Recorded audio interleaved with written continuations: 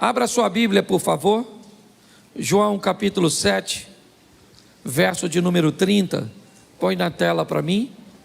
João 7, 30. Procuravam, pois, prendê-lo, mas ninguém lançou mão dele, porque ainda não era chegada a sua hora. Feche os seus olhos. Senhor nosso Deus e Pai, em nome de Jesus, continua falando conosco, usa-me como um canal de bênção nesta hora, ó Pai, e que possamos sair daqui diferente do que entramos. O Senhor jamais reuniu um povo para despedir este povo de mãos vazias. Te damos graças em nome de Jesus, amém, glória a Deus, amém? Eu quero falar um pouco com vocês sobre o tempo, as fases, as etapas da nossa vida. Eu acho que você já conseguiu entender que na verdade o tempo é um recurso, e um recurso que não pode ser reaproveitado, que não pode ser recuperado. Talvez uma das coisas mais valiosas que temos é o tempo. E quanto mais rápido nós entendermos que estabelecer um tempo de qualidade para a nossa vida, quanto mais rápido entendermos que a vida é única, curta e rápida, inevitavelmente esse entendimento vai fazer com que nós não percamos tempo, que não joguemos nosso tempo fora.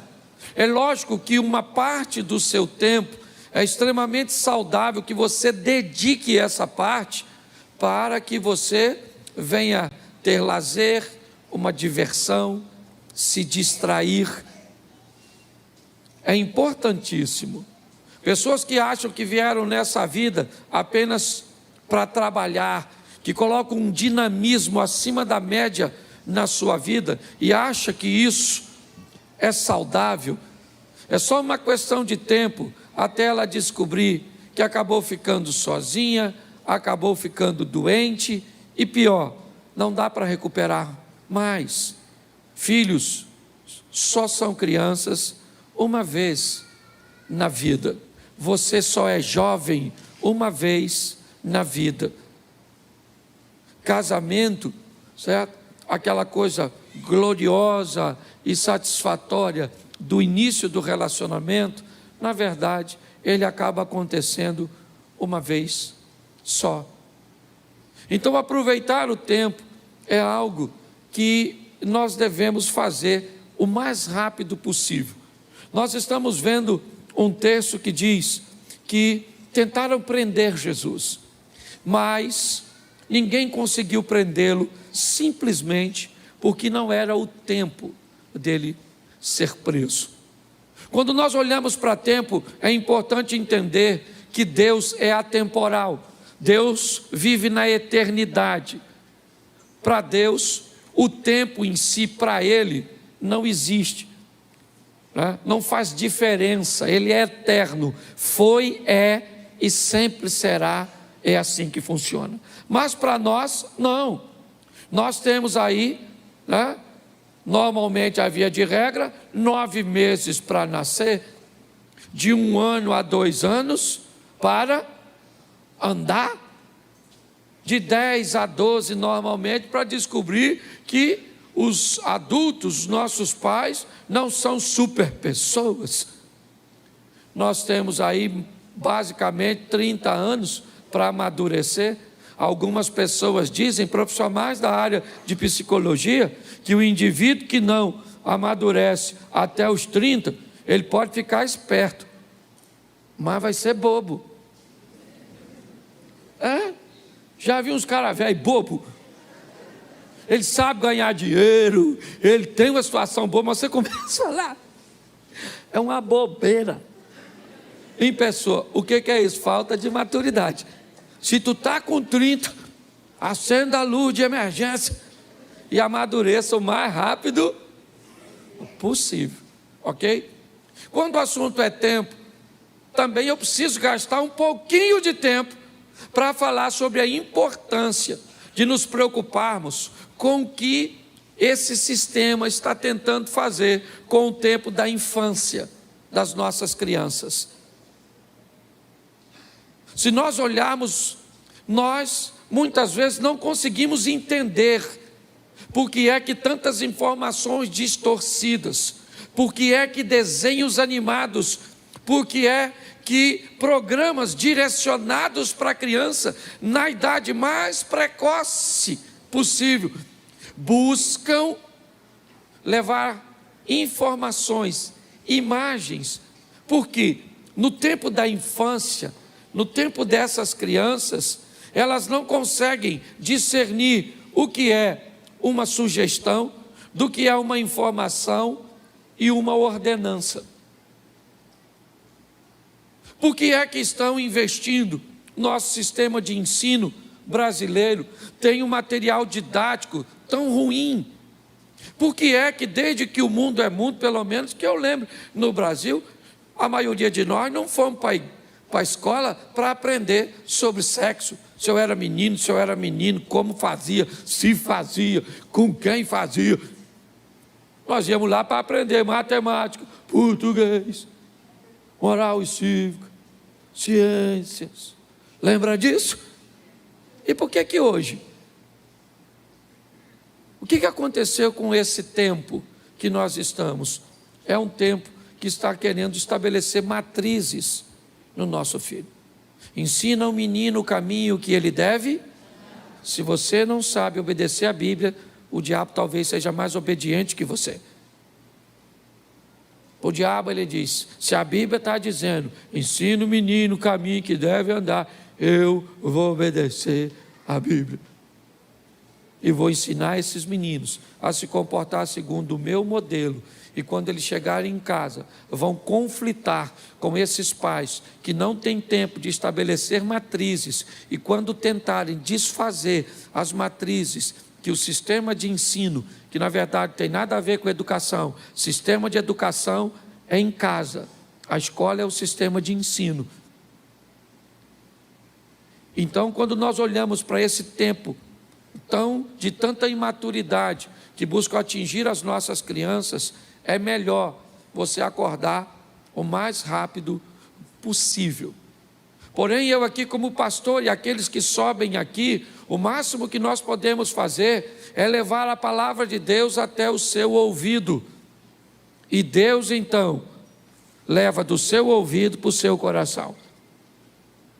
Por isso que é muito importante para Satanás destruir você, ou destruir a sua atenção enquanto nós estamos aqui pregando.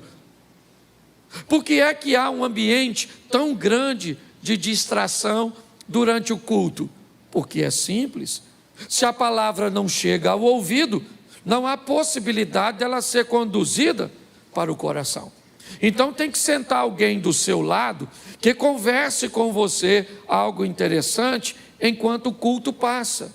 Porque para Satanás é importante que no final do culto você não tenha nada na mente. Por quê?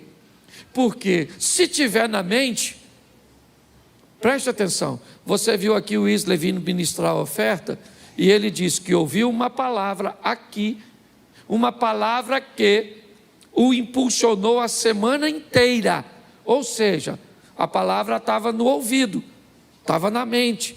Se a palavra entrou na mente, Deus foi levando a palavra para o coração dele, e é assim que acontece.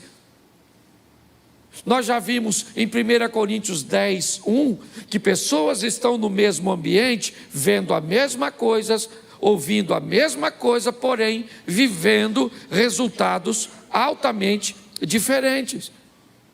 E qual é o motivo para que isso aconteça?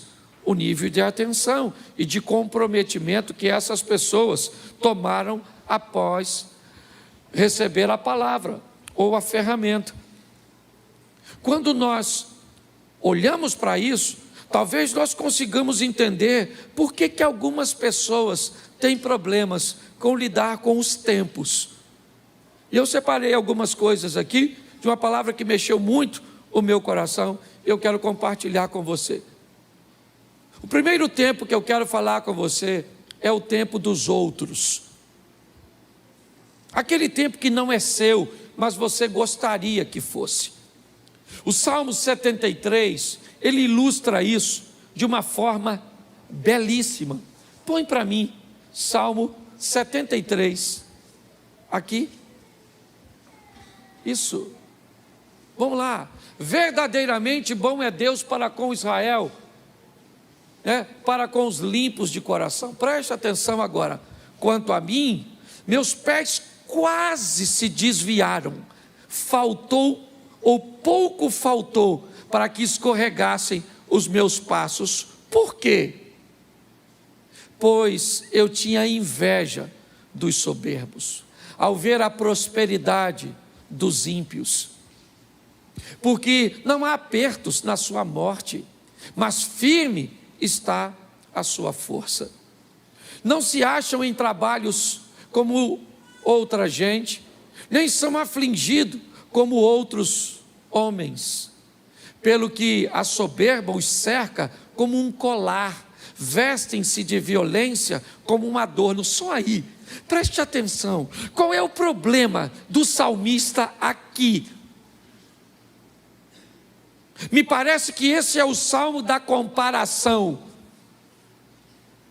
Me parece que esse texto define a pessoa que olha para o tempo dos outros, para aquilo que está acontecendo na vida dos outros, e não consegue entender que o tempo dos outros não é o seu. Muitas pessoas se perdem canalizando tanta atenção para o que está acontecendo na casa do vizinho, na empresa do vizinho, na igreja do outro pastor, que esquece de canalizar suas forças para fazer as coisas acontecerem na sua própria vida. O salmista está dizendo que ele quase caiu, seus pés vacilaram, ele quase desviou. Quando ele começou a olhar o tempo dos outros. E o que estava acontecendo na vida dos outros era muito diferente do que estava acontecendo na vida dele.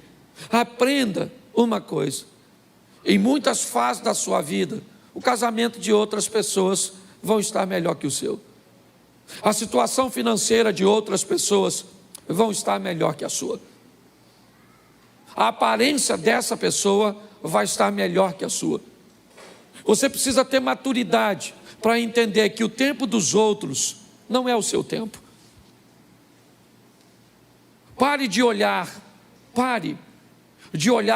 o que está acontecendo na vida de seu vizinho. Trabalhe, ore, entenda que o seu tempo vai chegar. E não use a medida dos outros para estabelecer a sua. Até porque, eu vou ser franco para você, e aqui na igreja você sabe que eu abro meu coração direto. Eu prego em muitos lugares, e por onde eu passei, Abner, eu confesso a você, eu já tive vontade de morar, pelo menos, numas 40, 50 casas diferentes. Nos 40, 50 bairros diferentes. Chego na casa de um cara, pensa num casarão. Bonito, confortável, ampla, umas ruas amplas, bonito. Eu falo comigo: Cláudio, tu tinha que morar aqui. Até eu viajar para outra. Chego lá, eu falo: que apartamento é esse? Rapaz, um apartamento por andar, tudo na porta. Não podia morar aqui? Aí eu viajo de novo. Aí alguém me leva numa fazenda. Aí eu falei: Senhor, rapaz, eu tinha que morar aqui nessa fazenda. Aí eu viajo de novo. Vou para uma casa de praia e me deixa lá hospedado. Falei: aqui que eu tinha que morar. Esse dia eu fui para um apartamento em Balneário Camboriú. Me botaram numa piscina de água quente que tinha uma cama que fazia massagem na gente dentro da piscina. Ali eu tive certeza que era ali. Uma cama que faz massagem em nós dentro d'água. Aí eu fui para Brasília.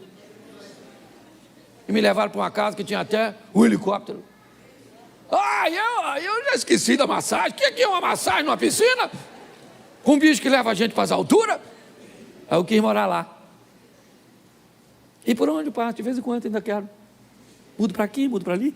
E agora que minha mulher vai comigo de vez em quando? É 2. Cláudio, não podia morar aqui, né? E eu falo para ela, Xerém nos espera. Aquela grande metrópole. Você consegue entender? O tempo dos outros não é o seu. Pare com isso, amadureça. Vamos voltar para cá? Segundo tempo. Fora do tempo. Aquilo que nós queremos, mas ainda não é o nosso. Pastor, que exemplo você pode usar para isso? O Saul. Saul queima uma etapa. E, gente, muita coisa, né, que nós vemos, nós até poderemos adquirir e ter, mas não fora do tempo. Tenha maturidade para entender que coisas fora do tempo pode deformar você. Deus, Ele está no controle de todas as coisas. Eu li um livro esses dias do Carlos Drummond, e o título dele é Fora do Alcance das Crianças. E ele começa a explicar por que é que tem coisa que a gente não recebe. Porque Deus não dá determinadas coisas para crianças. Tem que ter maturidade. Você tem que entender que tem coisas que são para você, mas ainda não é o seu tempo de alcançá-las. E Deus sabe, nossa, eu queria. Eu vou contar uma experiência para vocês. Aqui, da minha família, está ali meu filho, minha nora estava sentada aqui. Isso, tá, deve estar com meu netinho por aí, mas meu filho está. Nós fomos viajar. Aí entrou toda a patotinha no carro. Certo? Entramos todo mundo. Aí meu neto quis o celular para ver, né, um desenhozinho. Aí minha nora falou assim, você vai passar mal, Miguel. Mas ele, sabe como é que é criança, né? Aí minha nora, gentilmente, uma mãe amorosa, cedeu o celular. Ele começou a ver. Um tempinho depois, ele começou a enjoar. Dentro do carro, escuta só. Certo? Dentro do carro. Ele podia? Sim. Mas era o tempo de ter? Não. Nós fizemos uma paradinha. O que nós fizemos? Ele pediu um biscoito. Era para dar? Nós demos. Eu fui um incentivador. Dá um biscoito para esse menino. Vô é assim, né? Diz que vô é um burro que o filho amansou para o neto montar. Falei, dá esse menino precioso, esse garoto aqui do vovô. Toma, menino. Comeu. Começou a ficar zonzo. Dentro do carro. De repente. Assim. As coisas do interior dele começou a sair. Ele vomitou. Dentro do carro. Paramos, limpamos, tudo. E você sabe que o cheiro. Limpamos tudo e segue viagem. Com aquele cheiro. E eu estou aqui conversando com Deus, que experiência era aquela? E Deus falando ao meu coração, é desse jeito que eu não ajo. Vocês sabiam que o celular ia fazer mal, você cedeu, porque você é bonzinho. Você sabia que o biscoito ia piorar, você deu. E agora, Cláudio Soares Duarte, pastor. Porque quando é minha mulher, só fala Cláudio Duarte. Quando é Deus, fala o nome todo e ainda usa pastor, que é para chamar a atenção. Vai fazer a viagem com esse cheiro, que não sai não. Sabe o que eu aprendi? Quando é fora do tempo, Deus não dá. Você pode espernear do jeito que você quiser, que Ele não vai se sensibilizar com você, porque Ele quer ser o melhor. Deus não age dessa forma. Então, se for fora do tempo, querido, Não queira queimar etapa, porque o negócio vai dar ruim. Está lá com Moisés, fora do tempo, achou que era o libertador, se lascou, foi para o deserto. O tempo de Deus é correto, aguarde o que Deus tem a fazer por você, amém? Ele não chega atrasado na sua vida, no seu casamento, ele não chega, ele sabe o que está fazendo, ele está cuidando de você. Muitas pessoas se atrapalham querendo coisas fora do seu tempo. Nós temos aqui para adiantar também aquilo que está no tempo para acontecer. E aprenda uma coisa nessa vida: toda oportunidade, ela tem um tempo de duração. Você precisa saber qual é o seu tempo de casar. Não queira casar antes da hora, e também não case depois.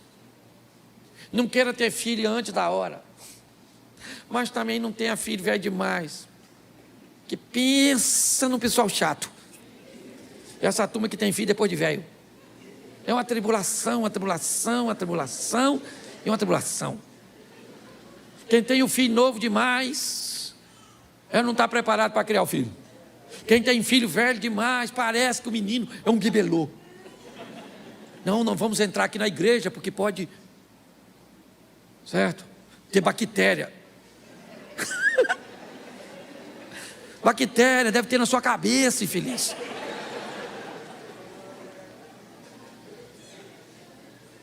Você tem que descobrir qual é o seu tempo de casar. Você tem que descobrir qual é o seu tempo de agir em favor das suas finanças. É o seu tempo.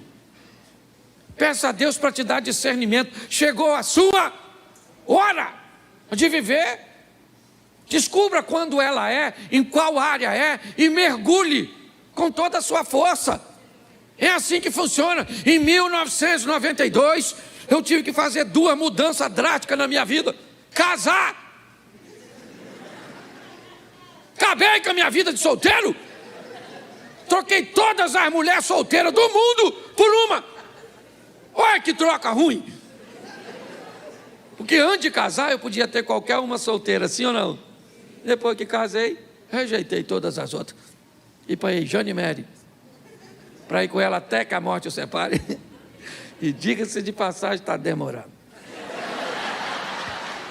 Para ela e para mim. A Abner que diga isso, ou não, a Jacira aí, ó. Quase 50 anos de casado. Você consegue entender isso? Está assim de gente que não investe tempo, sabe? Para ter um discernimento, às vezes numa consultoria, em alguém que tem experiência. Para que aprender com seus erros, se você pode aprender com os erros dos outros? Procure pessoas, a vida está fazendo aqui na igreja, aqui nessa igreja, você tem pessoas com tanta experiência, que pode dar noção de casamento, pode dar noção de ambiente corporativo, de quais são as profissões promissoras. Você está envolvida num ambiente, onde você pode receber informações extraordinárias, para ajudar a você agir no tempo correto. Mas você não aproveita isso. Você tem que descobrir seu tempo. Qual é o seu tempo? Jesus está no casamento de Caná. Maria fala para ele, ele diz, não tem vinho. Jesus disse, ainda não é chegada a minha hora. Calma, eu sei o meu tempo. Nós precisamos amadurecer para entender isso. A menina tem 12 anos, eu já sou uma moça. Pai, posso namorar? Com 12, eu vou buscar o boneco da Barbie, o Ken. Você namora ele. Mas eu já sou uma mulher. Ô menina, vai assistir Chiquitito e não me perturba. Menino, 13 anos, acho que é um homem, não paga uma conta, qualquer coisa que vai fazer está cansado, não estuda direito, nada, aí vê uma menininha. Eu já estou no tempo de namorar. Eu acho que você está no tempo de eu castrar você, não é? Você sossegar esse fogo. Você está rindo, mas é sério. Você tem que entender o tempo da espiritualidade. O tempo de investir em leitura, em busca por Deus. É muito importante isso, gente.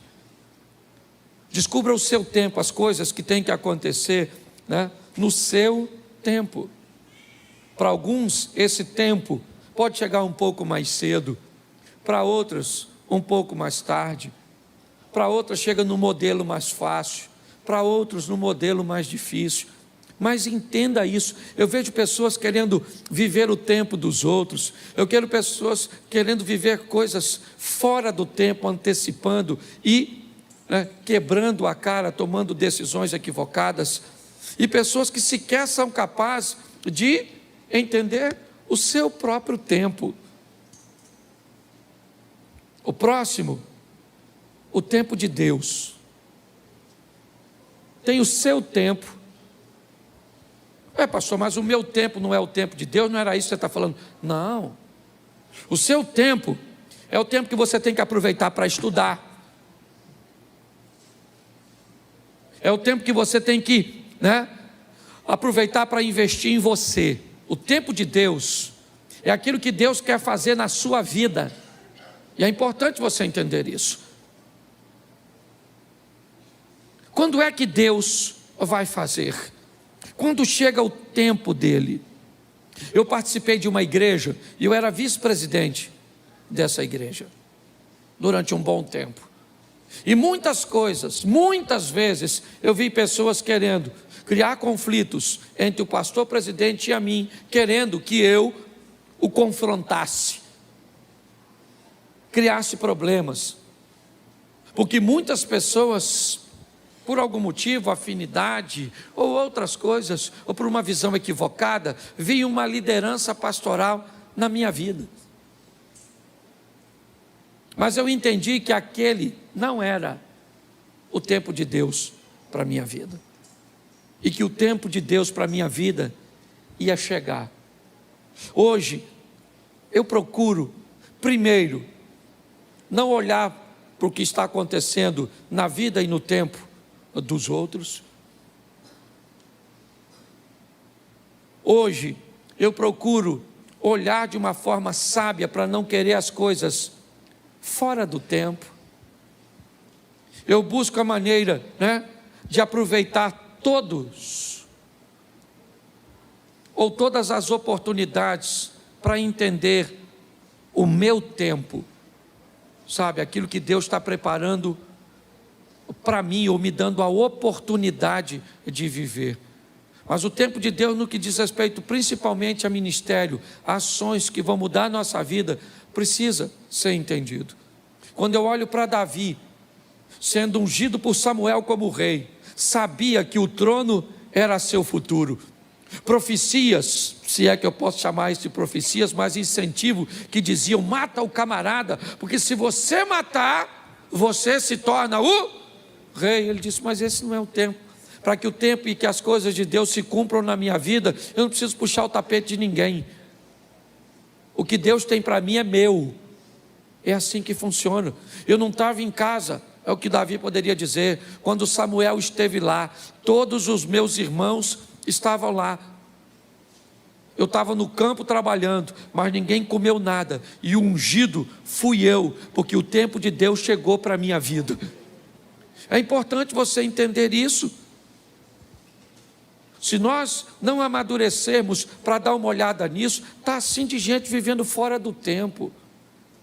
Adultos vivendo como adolescente, pessoas que tinham uma situação financeira melhor ontem e hoje continuam gastando no mesmo tempo. É assim que funciona. Homens casados vivendo tempo e comportamento de solteiros, pessoas invertendo tudo e pior, trazendo dores, desconfortos, adversidades para a sua vida. Está na hora de você tomar uma decisão para mudar a sua história. É para isso que você vem à igreja, sabe para quê? Para entrar pelo teto paralítico e para sair pela porta andando. Nós vamos para a presença de Jesus para sair de lá melhor do que entramos. Esse é o propósito. Sair daqui uma esposa melhor, um marido melhor, um colaborador melhor, um empresário melhor, um pastor melhor, um amigo melhor. É para melhorar.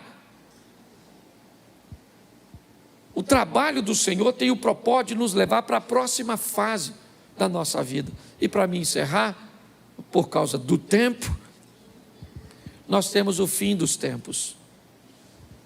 Nós temos aqui, rapidinho, o tempo dos outros, fora do tempo, o meu tempo, o tempo de Deus e o fim dos tempos.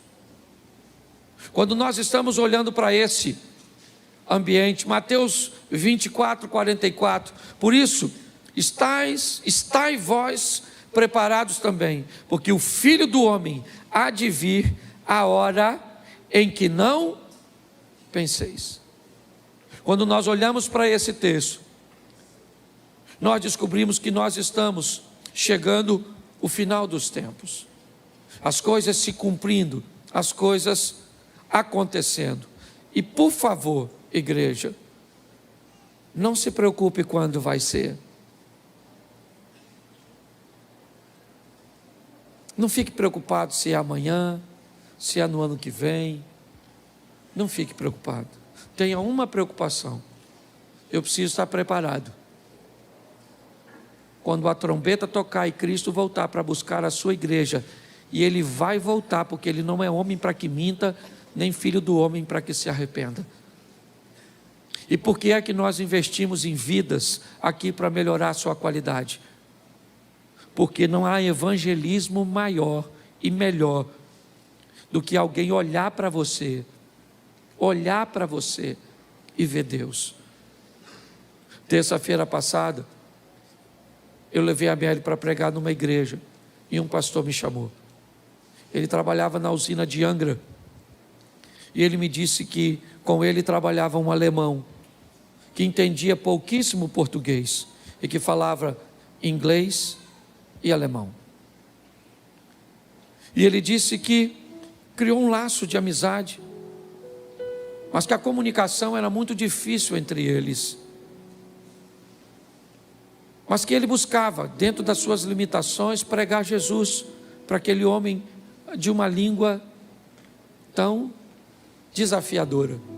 O homem entendia pouco, mas quem pregava era muito crente. Falava pouco e vivia muito. Dava um testemunho. O cara gostava demais dele e tolerava até ouvi-lo sem entender muitas coisas. O homem foi embora para a Alemanha e não se viram mais. Um tempo depois ele recebe a ligação da filha deste homem. E criou uma maneira, não entrei em detalhes, para comunicar a ele, que depois que o pai dela havia voltado para a Alemanha, ele aceitou Jesus como Salvador.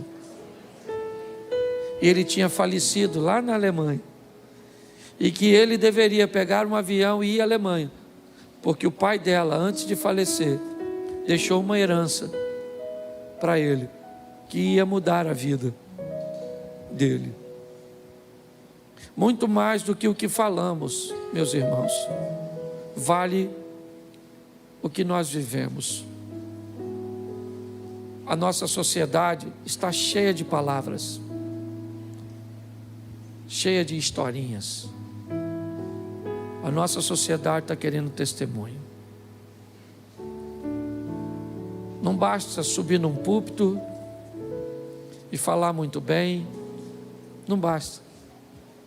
As pessoas querem conviver com a gente, para ver como a gente vive, como a gente trata as outras pessoas, como tratamos a nossa família. Esse é um tempo que estamos vivendo, onde o Senhor está voltando, e o Espírito do Senhor está sendo derramado sobre a igreja. Aproveite esse tempo, o tempo da graça, o tempo do favor de Deus. Eu não sei o que você tem vivido, não, mas por favor, melhore a sua ótica. Não dá para demorar para ser a melhor esposa, porque Jesus está voltando. Não dá para demorar para ser o melhor marido. Não dá para demorar para ser fiel. Não dá para demorar. Ele está voltando. para buscar a sua igreja. O mundo está precisando disso.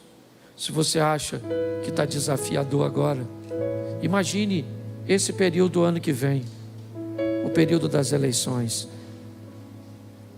Deixa eu avisar a igreja de uma vez.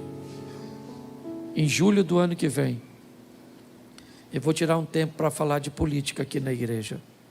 Em julho. Vou mostrar um pouco a igreja. Alguns já sabem, outros, eu não gosto de fazer isso, mas eu acho importante. E a partir de julho, nós não vamos mais falar de política na igreja, até a eleição terminar. A partir de julho, e assim que acontecer a liberação da propaganda eleitoral, eu vou pedir o favor de todos da igreja que tiverem um adesivo de política no seu carro, não estacionar dentro das nossas dependências, e que aqui dentro nós não vamos falar de política. Nós vamos orar por nossa nação, porque nós estamos aí praticamente entrando numa guerra. Talvez muitos de vocês, na última eleição, perderam relacionamentos de familiares e de amigos que saíram do grupo ou removeram você e que nem fala mais contigo direito por causa de uma eleição. Isso é um absurdo. Mas nós vamos orar para a nossa nação. A minha rede social não tem nada a ver com a igreja. E na minha rede social eu faço o que eu quiser, desde que eu não quebre princípio. Mas aqui nesse púlpito nunca subiu um político que eu franqueasse para ele esse microfone. Sempre orei e oro a todos que virem aqui. Mas nós estamos chegando num tempo, igreja, que não dá para relaxar. É o final dos tempos. Transforme-se agora, porque talvez não dê mais tempo.